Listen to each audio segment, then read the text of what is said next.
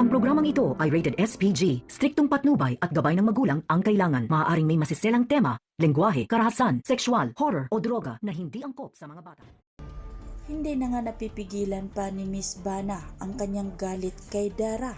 Nilapitan niya si Dara at hinila ang buhok.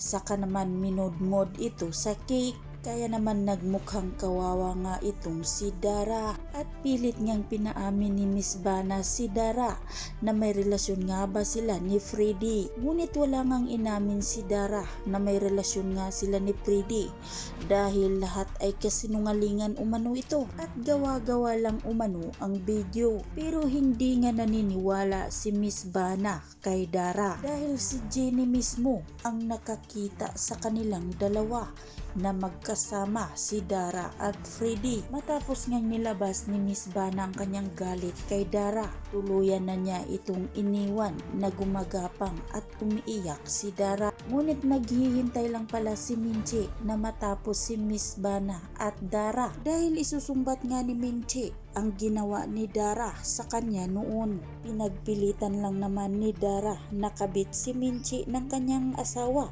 na kahit hindi pa sila kasal. Ngayon ay binabalik lang ni Minchi ang mga isinumbat noon sa kanya ni Dara. Galit na galit naman si Dara kay Minchi dahil kasalanan umano ito ni Minchi kung bakit nagkagulo ngayon sila ni Bana. Sa galit ngayon ni Dara kay Minchi, tinangka niyang sampalin si Minchi. Ngunit mabilis na sinalo ni Jenny ang kamay ni Dara at sabay tinulak si Dara.